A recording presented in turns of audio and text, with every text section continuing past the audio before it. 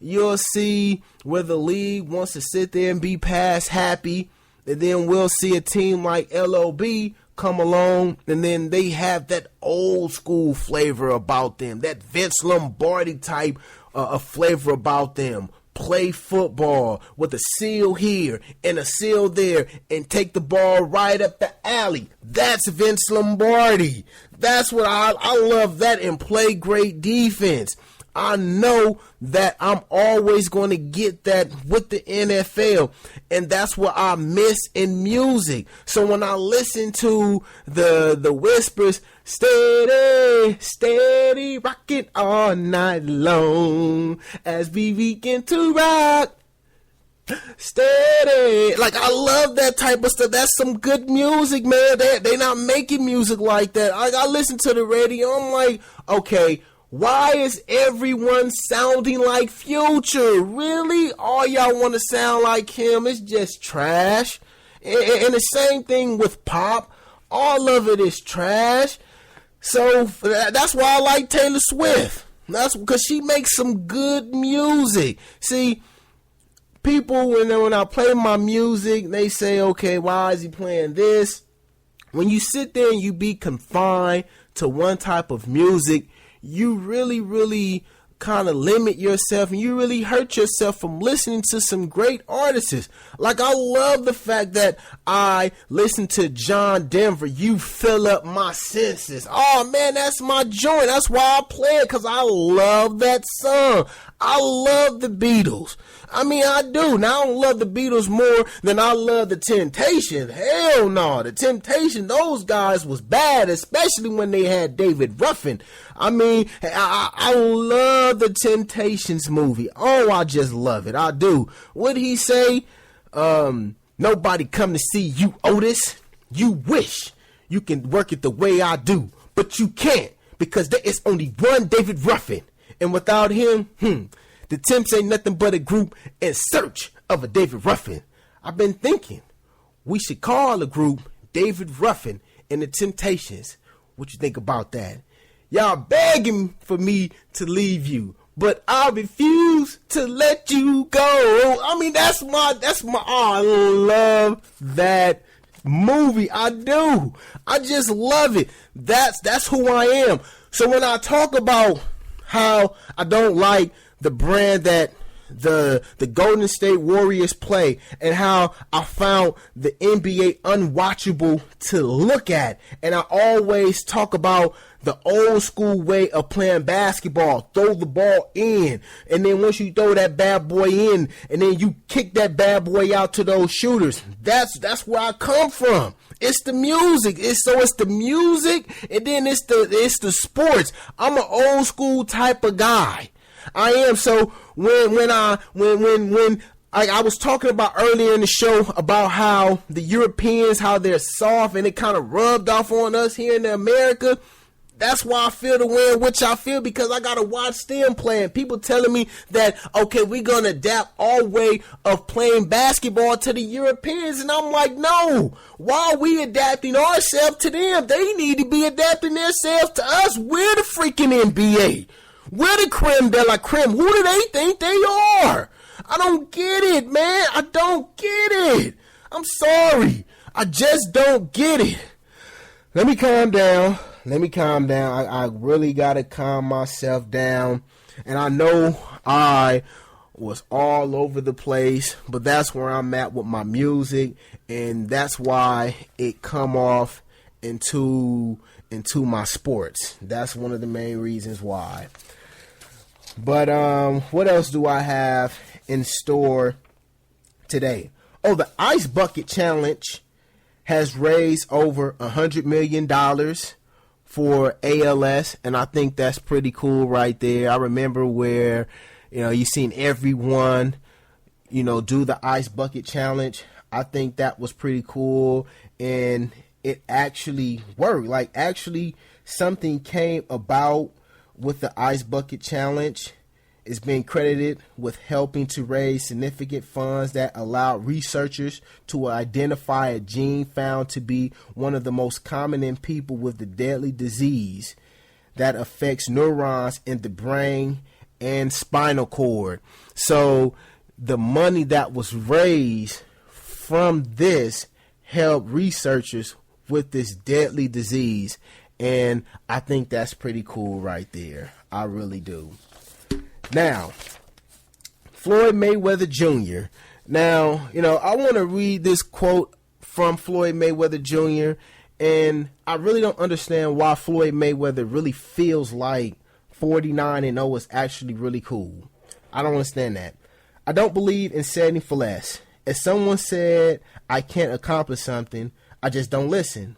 When I was in my zone, I knew that no one in the world can beat me. There were days when I went out there when I didn't feel good and I didn't get the job done. When I fought, no, hold on, let me do that all over again. I know I just completely butchered it.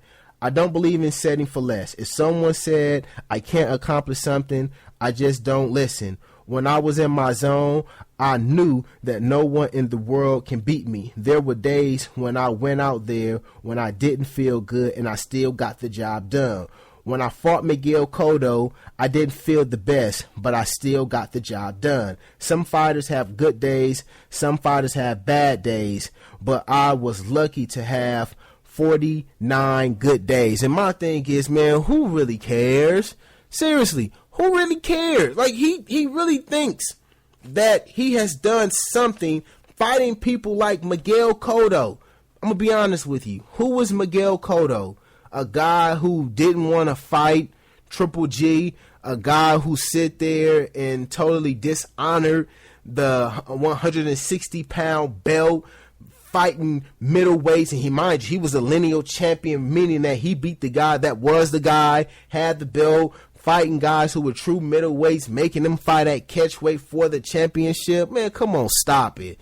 Who is Floyd Mayweather really beat? His resume, when you look at his resume compared to people like Tommy Hearns and Sugar Ray Leonard, Sugar Ray Robinson, that guy, his resume is not up to par with those type of guys. Seriously, it's not. And see, I'm privy to these type of lessons because, like I told you before, I'm off into the boxing world and I'm in it real deep. So I'm actually privy to individuals bestowing knowledge upon me about this, and then also learning the craft of boxing, and then realizing that the guys that he was really going up against really didn't have any skills. He pretty much made a huge chunk of money fighting Latin fighters who really didn't have any skills. But if he would have fought, say, somebody like Salvador Sanchez, who for me is the greatest Mexican fighter of all time, he probably would have lost that fight. Oh, he fight Roberto Duran? Oh, yes, he's going to have to fight. Trust and believe me.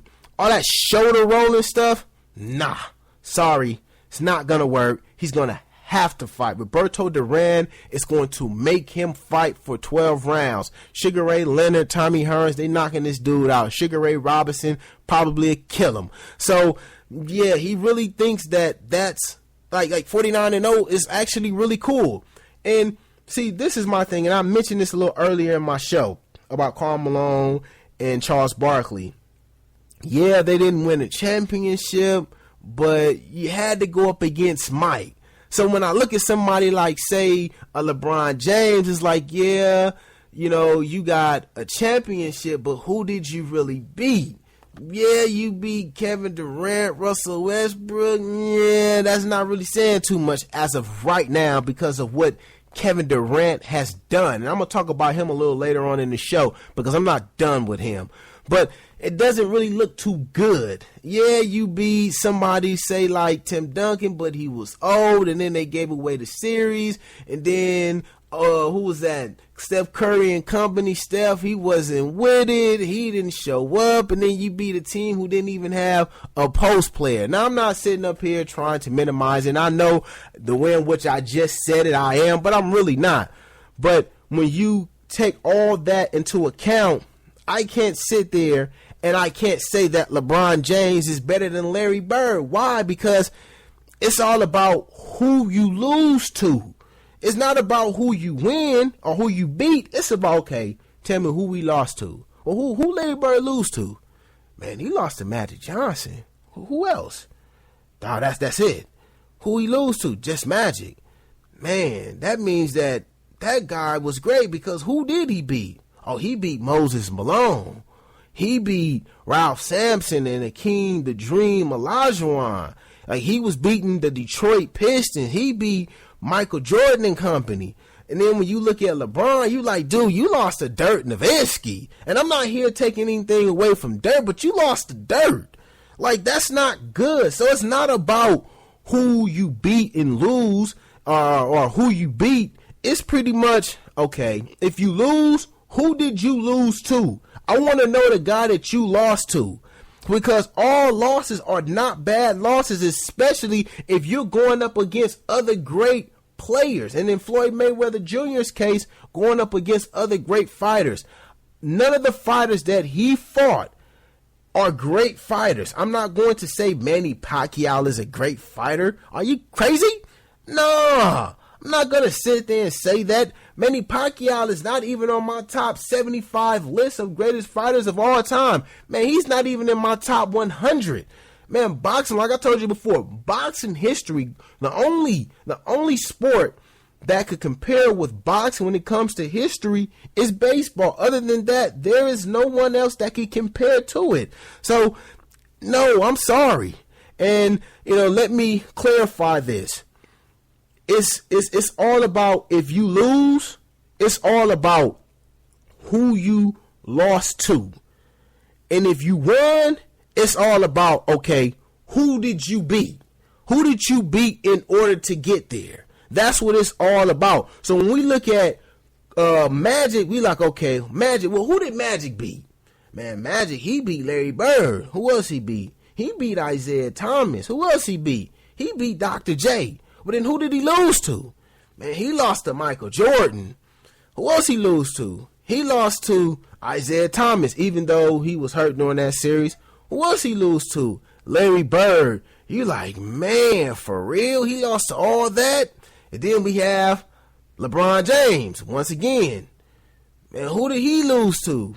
He lost to Dirk Nowitzki. You understand what I'm saying? Or he lost to the San Antonio Spurs and Tim Duncan and Manu Ginobili, and those guys wasn't even at, they were no longer in their prime. And Tony Parker, those guys wasn't no longer in their prime, and he lost to them. That's how history is going to perceive them. That's how I'm going to perceive them. Andrew Luck says there's no added pressure from the new deal he received. I believe that to be a lie. Andrew Luck, the offensive line, the coaching staff needs to get things right. He was hit 375 times since 2012. That's the most in the NFL. But he also has had 79 turnovers since 2012. But this is something that I didn't know. Andrew Luck, since he has came into the league in 2012, has been the leading rusher, yards per carrier, and has had the most rushing touchdowns on the team. That's not good.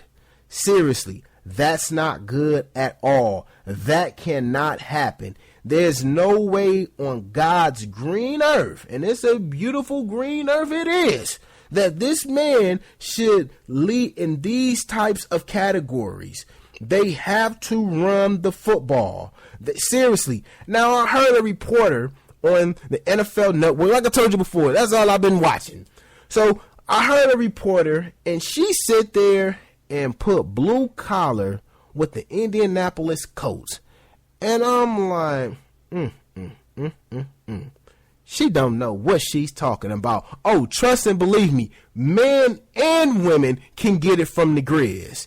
Just like I sat there and I was on Fran Fraschiller's behind, I'm on this woman reporter's behind too, because there's nothing blue collar about the Indianapolis Colts. You know what I think about when it comes to blue collar?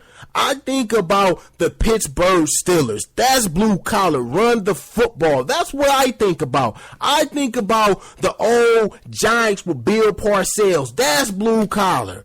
That's what I think about. I don't think about no Colts as being blue collar. Number one, they don't play great defense. Number two, they don't run the football. That's symbolic of a blue collar type team.